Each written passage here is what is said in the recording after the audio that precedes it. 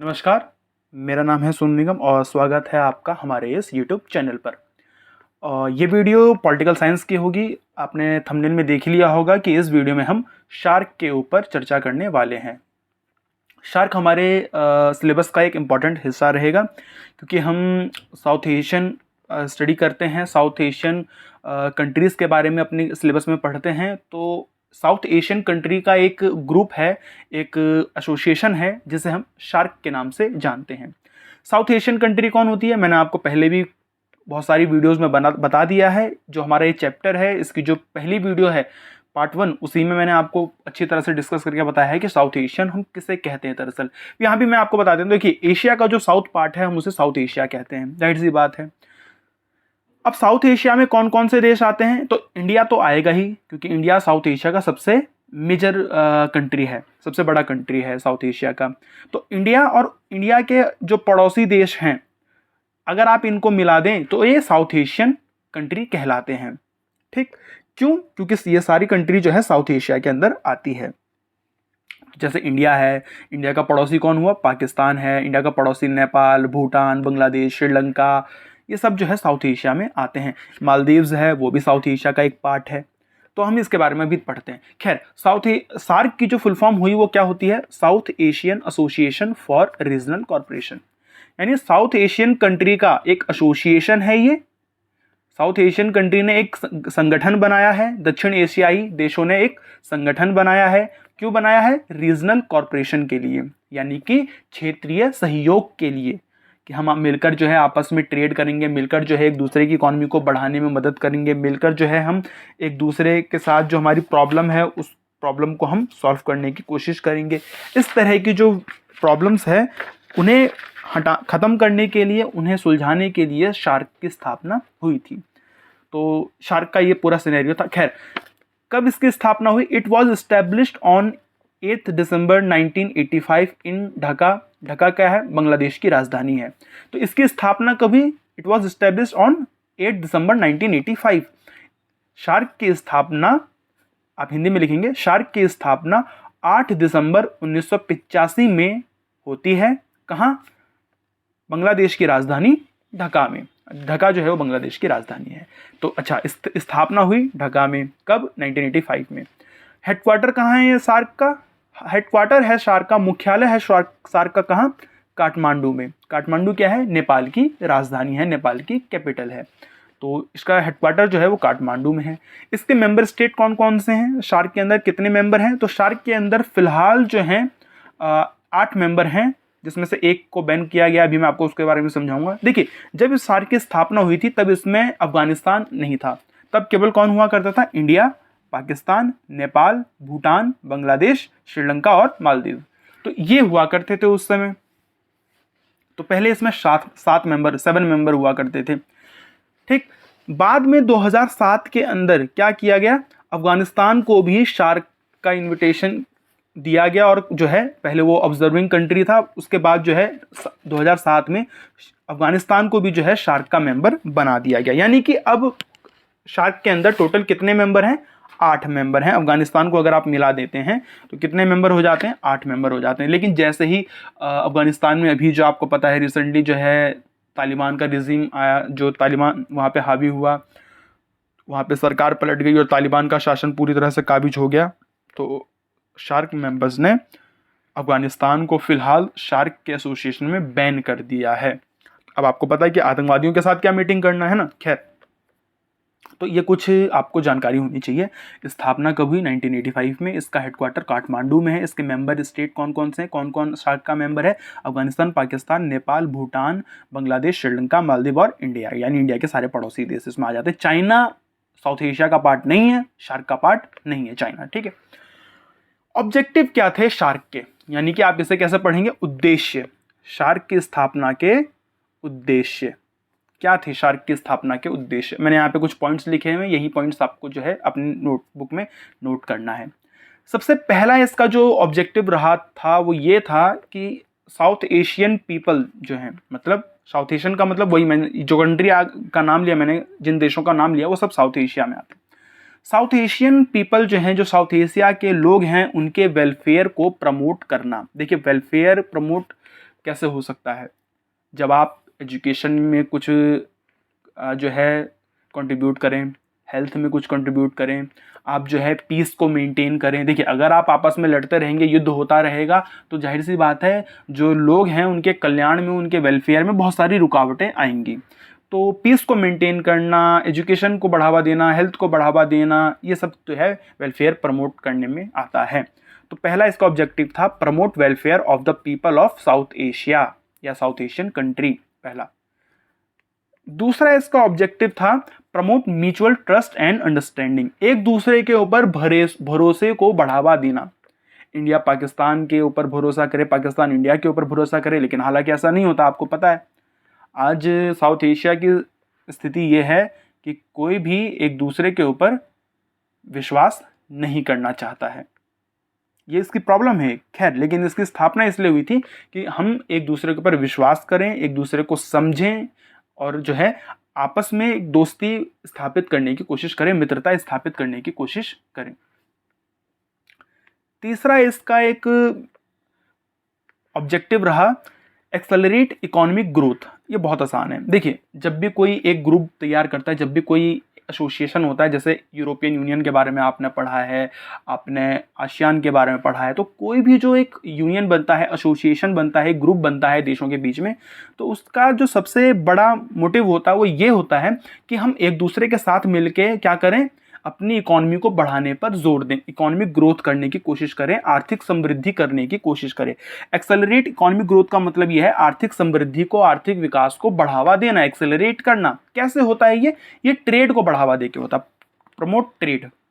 अगर आप व्यापार को बढ़ावा देंगे तो जाहिर सी बात है बिजनेस बढ़ेगा, तो इकोनॉमी भी ग्रो करेगी। इसके ऊपर जोर देने की बात हुई थी, यह ऑब्जेक्टिव था।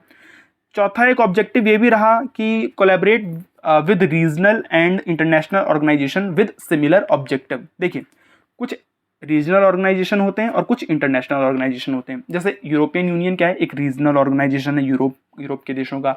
आसियान क्या है, साउथ ईस्ट एशियन नेशन का एक रीजनल ऑर्गेनाइजेशन है।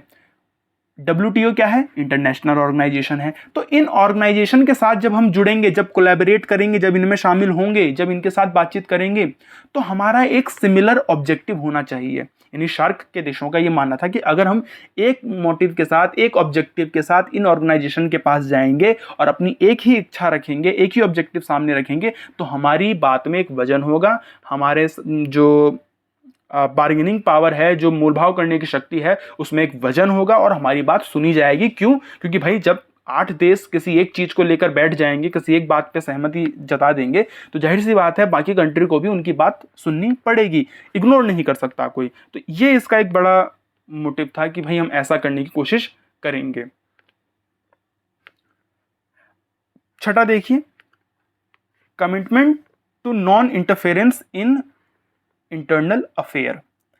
ये हमें कमिटमेंट करना है, ये हमारे बीच में एक तय हो जाना चाहिए कि कोई भी एक दूसरे के इंटरनल अफेयर में, आंतरिक मामलों में, घरेलू मामलों में हस्तक्षेप नहीं करेगा। यानी कि आंतरिक मामलों में, घरेलू मामलों में अहस्तक्षेप की नीति अपनाना, कोई हस्तक्षेप नहीं करेगा, टांग नहीं अड़ाएगा। कहने का मतलब है इंडिया में जो कश्मीर का जो प्रॉब्लम है, चाहे जैसा भी हो, या नॉर्थ ईस्ट का एक कुछ प्रॉब्लम है, तो इन मामलों में, या आप देखेंगे कि चाइना जो है लगातार अरुणाचल प्रदेश में और लद्दाख का जो एरिया है, बॉर्डर एरिया, वहाँ वो इंटरफेयर करता रहता है, वहाँ जो है हमारी टेरिटोरियल बाउंड्री है उसके अंदर घुसता है। तो इससे क्या होता है कि हमारे घरेलू मामले में, या पाकिस्तान जो है कश्मीर के मामले पे लगातार बयान देता रहता है, तो ये हमारे इंटरनल अफेयर में जो इंटरफेरेंस की पॉलिसी है ये छोड़नी पड़ेगी। अब सब यही चाहते थे कि भाई ऐसा होना चाहिए, लेकिन आपको पता है ऐसा नहीं हुआ। सातवां ऑब्जेक्टिव क्या था, respect for the sovereign equality and territorial integrity of member state. हमें एक दूसरे के संप्रभुता, एक दूसरे की समानता और एक दूसरे की क्षेत्रीय अखंडता का ध्यान रखना होगा, उसका सम्मान करना होगा। लेकिन ऐसा नहीं होता है। अभी मैंने आपको एग्जांपल बताया कि कैसे जो है इंडिया के अंदर जो है कश्मीर के अंदर जो है पाकिस्तान लगातार जो है कश्मीर को तोड़ने की साजिश करता रहता है। यहाँ तक कि नेपाल भी आप देखिए कि अभी पिछले साल की बात है, नेपाल ने कैसे जो है अपने मैप में भारत के कुछ इलाकों को अपने मैप का हिस्सा बता दिया। जो हमारा उत्तराखंड का लिपुलेख है, लिपियाधुरा है, ये सारे इलाकों को नेपाल ने अपने मैप में शो कर दिया और कहा कि ये हमारे इलाके हैं, इंडिया ने इस पर कब्जा कर रखा। तो ये क्या है वो इंडिया का इलाका, लेकिन नेपाल अपने मैप में दिखा रहा है। तो ये हमारी जो टेरिटोरियल इंटीग्रिटी है उसके ऊपर एक खतरा बन जाता है। इन सबसे बचना चाहिए। तो ये इसका कुछ ऑब्जेक्टिव था कि भाई जो प्रॉब्लम होगी हम उसे सुलझाएंगे, बल्कि हमें क्या करना चाहिए, एक दूसरे की मदद करके आगे बढ़ना चाहिए। अब ऐसा हुआ या नहीं हुआ ये आप सब जानते हैं और मैं भी आपको इसमें बताऊंगा इस वीडियो में। खैर, एरिया ऑफ कॉर्पोरेशन यानी सहयोग के क्षेत्र क्या क्या रहे, कहाँ कहाँ जो है कोशिश की गई एक दूसरे का साथ निभाने की इन मेंबर स्टेट के बीच। तो एग्रीकल्चर यानी कृषि में, टेलीकम्युनिकेशन दूर संचार में, मेट्रोलॉजी एंड रूरल डेवलपमेंट यानी कि जो शहरीकरण होता है या जो ग्रामीण विकास होता है उसमें एक दूसरे की मदद करने के ऊपर सहयोग बना। हेल्थ और पॉपुलेशन के मामले में एक दूसरे के ऊपर जो है एक दूसरे का सहयोग करने पे सहमति बनी। आपको पता है कि इंडिया के अंदर नेपाल से, भूटान से, पाकिस्तान से, बांग्लादेश से, लगभग सभी जो हमारी नेबर कंट्रीज़ है वहाँ से लोग हमारे यहाँ इलाज कराने के लिए आते हैं, एम्स में इलाज कराने के लिए आते हैं, क्योंकि यहाँ अच्छा इलाज है, सस्ता इलाज है। तो आप देखिए कि हम लोग किस तरह से जो है एक दूसरे की पॉपुलेशन और उसके हेल्थ के लिए जो है मदद करते हैं। ट्रांसपोर्ट है, साइंस एंड टेक्नोलॉजी है, पोस्टल सर्विस है, स्पोर्ट्स है, आर्ट एंड कल्चर है, वुमेन एम्पावरमेंट है, ड्रग ट्रैफिकिंग है, या इस तरह का जो अब्यूज़ होता है। अच्छा, ड्रग ट्रैफिकिंग को बढ़ावा नहीं देना है, ड्रग्स की तस्करी को बढ़ावा नहीं देना। यहाँ मैंने अगेंस्ट लिखा है, यानी कि हमें एक दूसरे की बाउंड्री में इस तरह की जो तस्करी होती है एक दूसरे के देश से, उसे रोकने पर जोर देना चाहिए।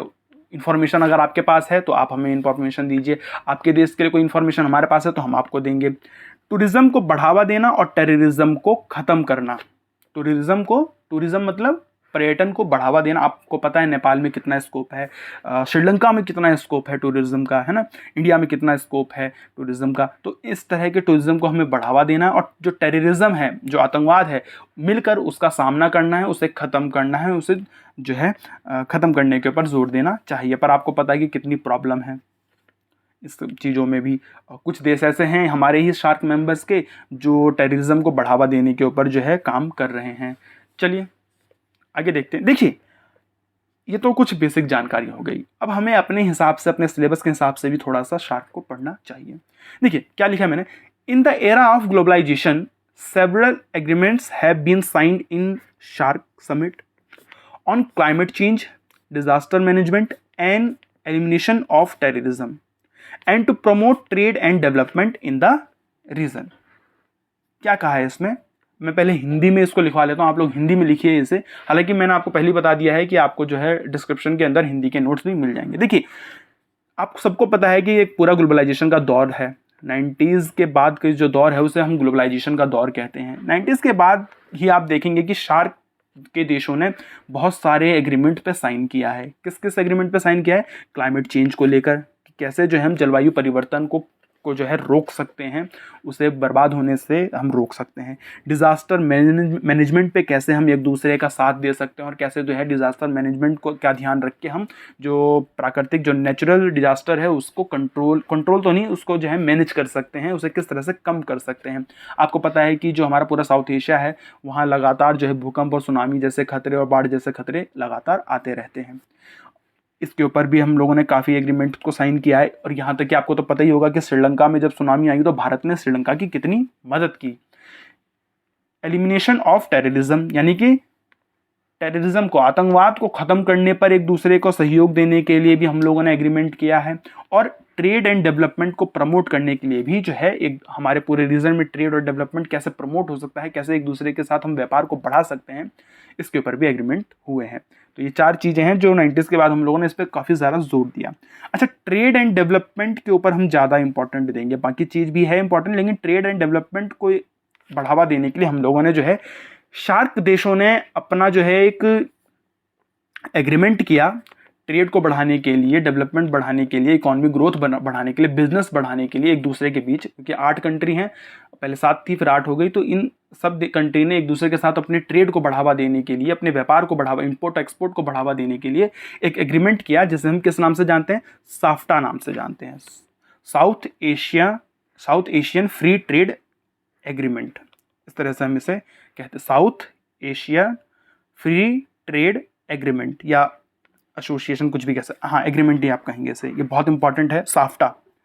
अब साफ्टा जो है, साफ्टा मेरे ख्याल से ऐसे लिखते हैं, देख लीजिएगा आप कैसे लिखते हैं साफ्टा को। देखिए, the member of shark at its 2004 summit. देखिए, जब शार्क कंट्री का 2004 का सम्मेलन हो रहा था इस्लामाबाद में, तब जो है हमने फ्री ट्रेड, मुक्त व्यापार को लेकर, फ्री ट्रेड का मतलब होता है मुक्त व्यापार, फ्री ट्रेड या मुक्त व्यापार का मतलब ये नहीं कि सब कुछ हम एक दूसरे के साथ फ्री में लेंगे और देंगे। फ्री ट्रेड का मतलब ये है कि जो ट्रेड के बीच में जितनी भी बाधाएं हैं, व्यापार के बीच में जितनी भी बाधाएं आती हैं, हम उसे खत्म कर देंगे। चाहे वो टैरिफ यानी कि क्रय शुल्कों, टैक्स की, जो इंपोर्ट और एक्सपोर्ट के ऊपर टैक्स लगाती है सरकार, अगर वो बहुत ज़्यादा है टैक्स, तो जाहिर सी बात है इंपोर्ट और एक्सपोर्ट बहुत ज़्यादा नहीं हो पाएगा। क्यों नहीं हो पाएगा? क्योंकि चीज़ें जब महंगी हो जाएंगी तो कोई उसे खरीदेगा नहीं। इसके अलावा कई सरकारें जो है कोटा फिक्स कर देती हैं कि भाई इससे ज़्यादा ना भेज सकते हो, इंपोर्ट कर सकते हो, ना एक्सपोर्ट कर सकते हो। तो ये सारी जो बैरियर्स है, ये सब जो बाधाएं थी ट्रेड के ऊपर, उन्हें ख़त्म करने पे जोर दिया गया। तो ये सब कब होता है? ये एग्रीमेंट, जो साफ्टा एग्रीमेंट है, कब साइन होता है? 2004 में। 2004 में जो शार्क का समिट होता है तब होता है, इस्लामाबाद में होता है, पाकिस्तान की राजधानी इस्लामाबाद में। अच्छा, इसमें क्या तय किया गया था? इसमें तय ये किया गया था कि भाई हम जो है 2015 तक आते आते अपने टैरिफ को, अपने इंपोर्ट एक्सपोर्ट के जो टैक्सेस होते हैं, उन टैरिफ्स को क्या कर देंगे? बहुत कम कर देंगे। कितना कम कर देंगे? 0 से 5% तक ले आएंगे। इससे पहले ये कहीं 20%, कहीं 24%, कहीं 25%, कहीं 30% और 40% भी था ये टैक्स। तो मेंबर स्टेट ने ये सोचा, जो शार्क कंट्रीज हैं, उन्होंने ये सोचा कि देखिए, हम अपने टैरिफ को कम से कम कर देंगे, 0 से 5% तक ले आएंगे। ये बिल्कुल कम, बहुत कम है ये, ठीक है। अच्छा, ये जो एग्रीमेंट हुआ था, जो साफ्टा हुआ था, ये कब से लागू किया जाएगा? ये किया जाएगा लागू 2006 से, यानी कि साइन हुआ था 2004 में, पर इस पे अमल कब से शुरू होगा? 1 जनवरी 2006 में ये तय हुआ था। और 2015 आते आते हम लोग अपने टैक्स को क्या कर देंगे? टैरिफ को क्या कर देंगे? बहुत ही कम कर देंगे, लगभग 0 से 5% तक कर देंगे। ये तय हुआ था। अच्छा, अब जाहिर सी बात है, अगर आप टैरिफ और टैक्सेस को इतना कम कर दोगे तो एक दूसरे के बीच में जो ट्रेड है वो बहुत ज़्यादा बढ़ेगा। अब बढ़ा या नहीं बढ़ा, ये अभी मैं आपको बताऊंगा क्या होता है इसमें। जब शार्क की 18वां सम्मेलन हुआ, आपको पता है शार्क का 18वां सम्मेलन कहाँ हुआ? 2014 में हुआ था, काठमांडू में। 2014 काठमांडू में शार्क का 18वां सम्मेलन हुआ, शार्क कंट्रीज का, 26-27 नवंबर के बीच में। इसमें जो है ये तय किया गया था, इसकी जो थीम ये थी कि हमें जो है एक दूसरे के साथ पीस और प्रॉस्पेरिटी को बढ़ावा देना है, यानी कि शांति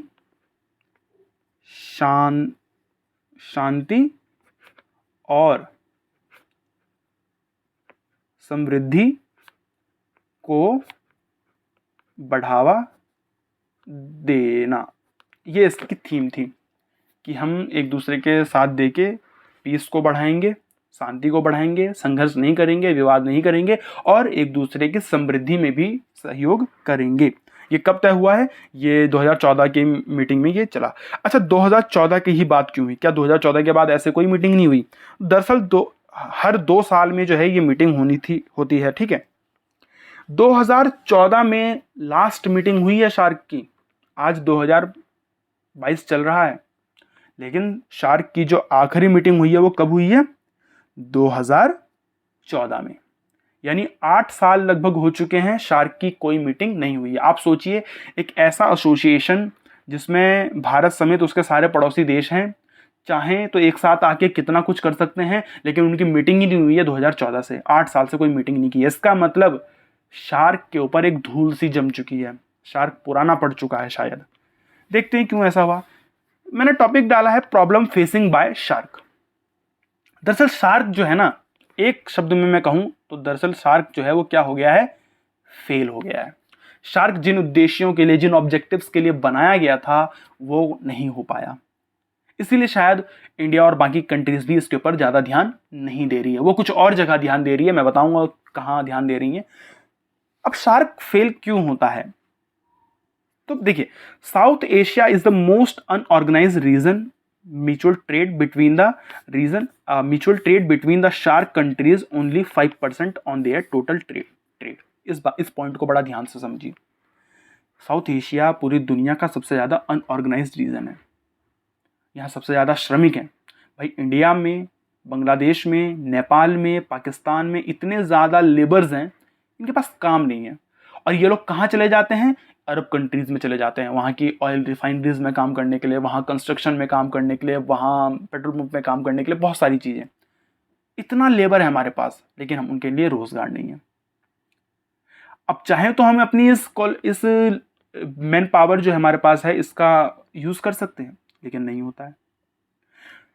अच्छा, इसको भी अगर छोड़ दें तो ये जो शार्क कंट्रीज हैं, ये दुनिया के साथ जितना व्यापार करती है ना, अब देखिए, अगर मैं इंडिया, पाकिस्तान, बांग्लादेश, भूटान, नेपाल, श्रीलंका, मालदीव, अगर हम सब अपनी पॉपुलेशन को मिला दें ना, तो हमारी पॉपुलेशन लगभग हमारी पॉपुलेशन आप देखेंगे कि 220 करोड़ के आसपास पहुंच जाती है, या 200 करोड़ तो पहुंच ही जाती है।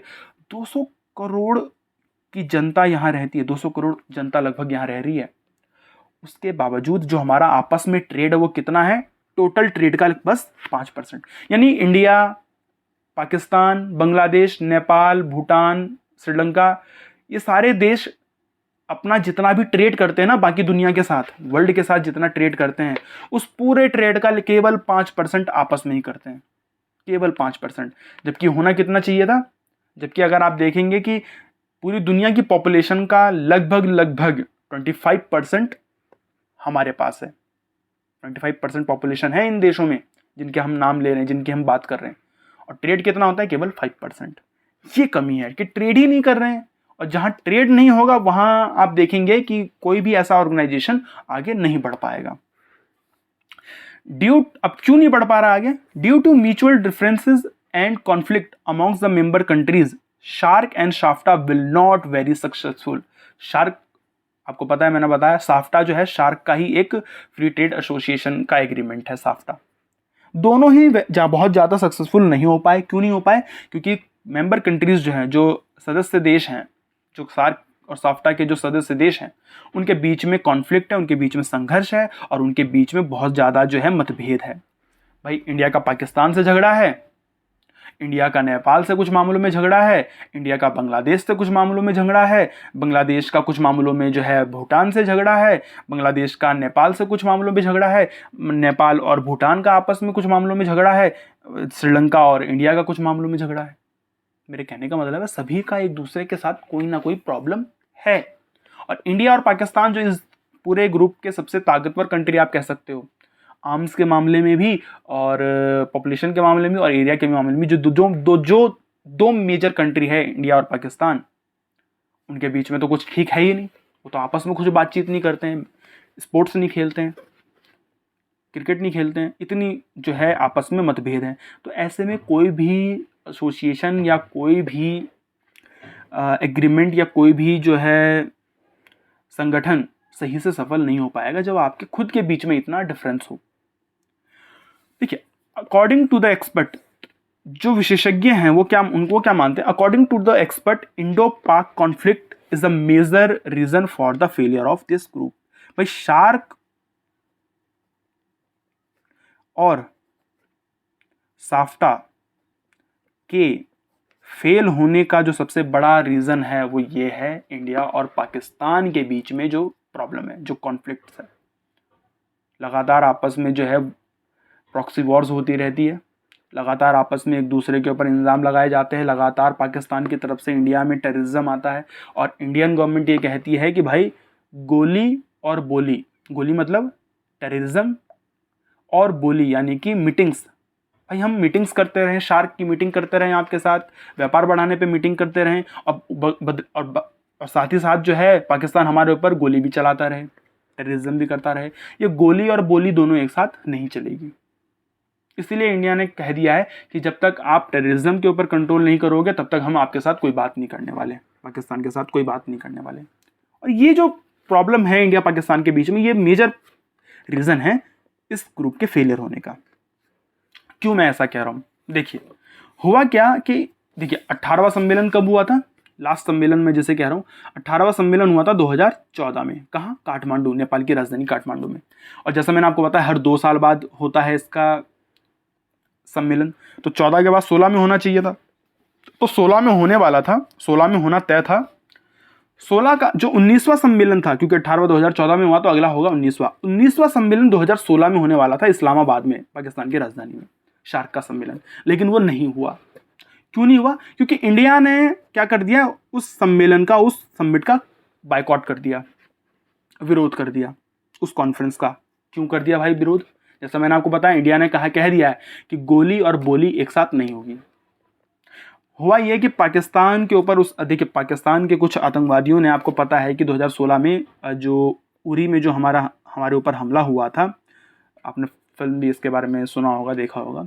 उरी में 2016 में जो है हमारे ऊपर आतंकवादी हमला जो होता है, उरी अटैक जो होता है, जिसको लेकर जो है सर्जिकल स्ट्राइक भी की गई।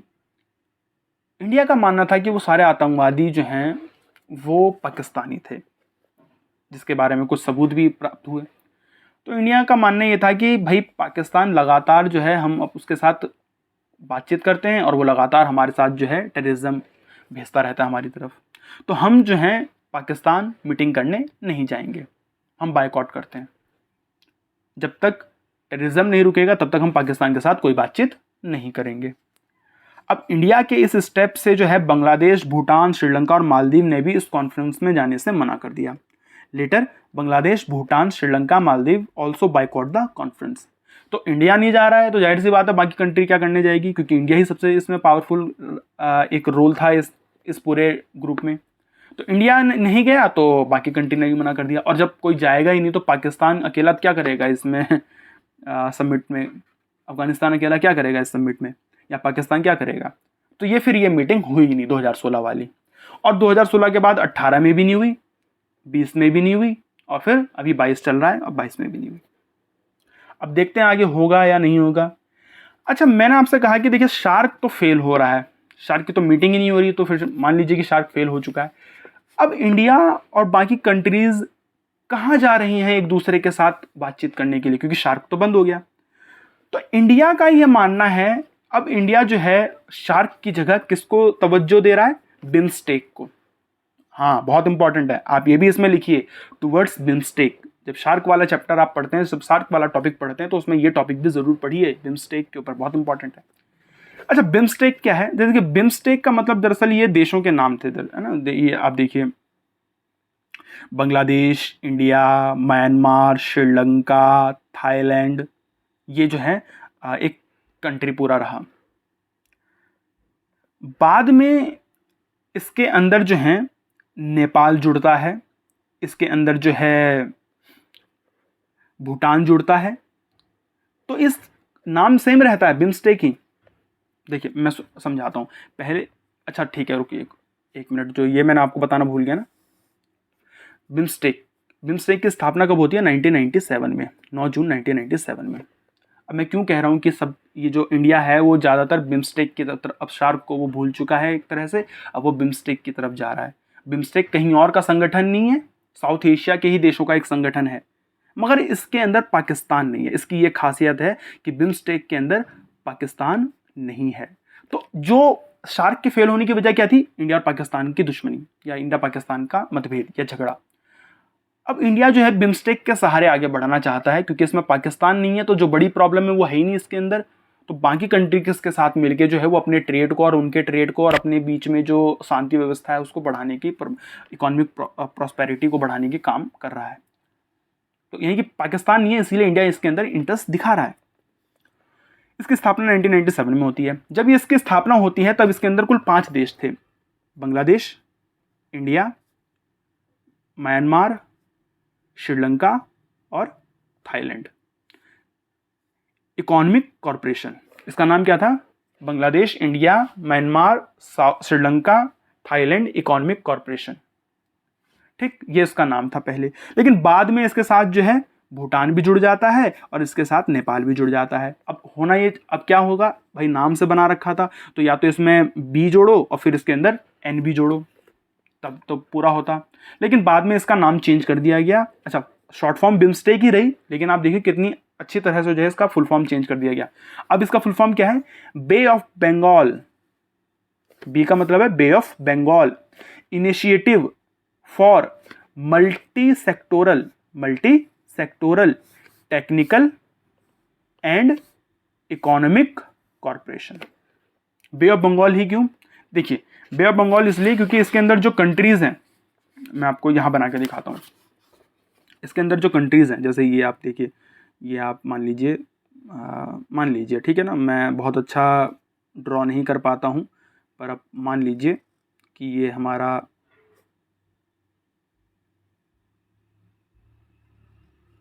ये आप मान लीजिए कि ये जो है हमारा इंडिया है। इंडिया, नेपाल, ये भूटान, ठीक है, ये आपको बांग्लादेश, ये आपका श्रीलंका, और ये इस तरफ कहीं जो है म्यांमार है, और इधर कहीं जो है एक थाईलैंड भी है। थाईलैंड ऐसा कुछ, ठीक है। तो ये देश, अच्छा ये सारे जो देश हैं ये है तो साउथ एशिया में, लेकिन आपको पता है कि इस पूरे एरिया को क्या कहा जाता है? बे ऑफ बंगाल, बंगाल की खाड़ी। तो क्योंकि ये सारे देश बंगाल की खाड़ी के आसपास हैं, ये सारे देश जो हैं बंगाल की, ये जो भी इसके मेंबर्स हैं, है ना, वो सब बे ऑफ बंगाल के आसपास हैं, इसीलिए इसका नाम क्या रख दिया गया? Bay of Bengal initiative. Bengal की खाड़ी में जो देश हैं, Bay of Bengal initiative for multi sectoral, बहुक्षेत्रीय टेक्निकल एंड इकोनॉमिक कॉरपोरेशन, मतलब यानी कि प्रौद्योगिकी, तकनीकी और आर्थिक सहयोग के लिए बंगाल की खाड़ी देशों के बीच, जो बंगाल की खाड़ी के देश हैं उनके बीच एक समझौता होता है। ये इसका नाम रख दिया, आप इसे याद कर लीजिएगा, इंटरेस्टिंग है बहुत। अब जो है presently India is given more emphasis on BIMSTEC. अब जो है इंडिया शार्क को छोड़ के बिम्स्टेक के ऊपर बहुत ज़्यादा ध्यान दे रहा है, बहुत ज़्यादा इंटरेस्ट दिखा रहा है। Seventh meeting of its senior officials were held in Kathmandu 2017। देखिए 2017 में जो है इसका 17वां सम्मेलन होता है काठमांडू के अंदर, और उस सम्मेलन में जो है इंडिया भी शामिल होता है, और इंडिया और बाकी देश जो है इसके अंदर बहुत सारे एग्रीमेंट करते हैं, बहुत सारे जो है समझौते करते हैं। किस चीज़ के ऊपर करते हैं? ट्रेड और इन्वेस्टमेंट के ऊपर, एनर्जी के ऊपर, टेक्नोलॉजी के ऊपर, फिशरीज बहुत इंपॉर्टेंट है हमारे बीच में। क्यों? क्योंकि जितनी मैंने आपको बताया ना, ये बे ऑफ बंगाल की जो कंट्रीज हैं, जैसे इंडिया है, श्रीलंका है, बांग्लादेश है, म्यांमार है, थाईलैंड है, ये सब जो है समुद्र किनारे पे स्थित हैं। तो यहाँ पे फिशरीज यानी जो मत्स्य पालन है, जो मछली पालन है, उसका ट्रेड और उसका व्यापार और उसका जो काम है वो बहुत ज़्यादा हो सकता है, बहुत ज़्यादा स्कोप है। क्लाइमेट चेंज भी बहुत ज़रूरी है। क्यों? क्लाइमेट चेंज को कंट्रोल करना बहुत ज़रूरी है। क्लाइमेट चेंज जरूरी नहीं है, क्लाइमेट चेंज को कंट्रोल करना और क्लाइमेट चेंज को होने से रोकना बड़ा ज़रूरी है। क्योंकि आपको पता है क्लाइमेट चेंज होता है, जो ग्लोबल वार्मिंग बढ़ती है, तो जो बर्फ़ पिघलती है ग्लेशियर्स की, तो उस वजह से समुद्र का जो जल स्तर है वो ऊपर आता है। और ये सारे देश जो हैं वो समुद्र के किनारे बसे हुए हैं, और अगर समुद्र का जल स्तर ऊपर आएगा तो जाहिर सी बात है डूबने का खतरा पैदा हो जाएगा जो हमारे समुद्री तट हैं।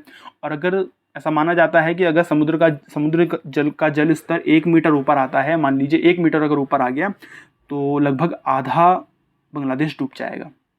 इतना बड़ा खतरा है। तो इसके बीच में ये एग्रीमेंट है कि हम क्लाइमेट चेंज को किस तरह से कंट्रोल करें। कल्चर के बीच में पीपल टू पीपल कॉन्टैक्ट हो, है ना, और बहुत सारे टॉपिक पे भी जो है यहाँ पे डिस्कशन होता है। ट्रेड जो समझौते हैं वो यहाँ पे होते हैं। तो इंडिया जो है, जैसा मैंने आपको बताया है कि अब इंडिया जो है प्रेफरेंस दे रहा है बिम्स्टेक को। शार्क मेरे को लगता है वो कहीं पीछे छूट चुका है, क्योंकि 8 साल हो गए, कोई मीटिंग नहीं हुई। देखते हैं इसका अगर मीटिंग होती है और क्या उसके अंदर जो है इंडिया स्टेप लेता है। चलिए, ये कुछ चीज़ें हैं जो आपको इसमें लिख लेना है। यही टॉपिक आपसे पूछा जाएगा, इससे ज़्यादा और कुछ नहीं पूछा जाएगा। वीडियो देखने के लिए धन्यवाद। वीडियो को लाइक करें, शेयर करें और चैनल को सब्सक्राइब कर लीजिए। मैं लगातार अपनी वीडियो में ये बात कह रहा हूँ कि भाई हमारी वीडियो लोग देख रहे हैं, आप लोग देख रहे हैं, आपको पसंद आ रहा है, आप लोग वापस चैनल पे आ रहे हैं। लेकिन 95% ऐसे हमारे व्यूअर हैं जो सब्सक्राइब नहीं करते चैनल। तो यार प्लीज़ सब्सक्राइब करें, बाकी हम अपना काम करते रहेंगे। धन्यवाद।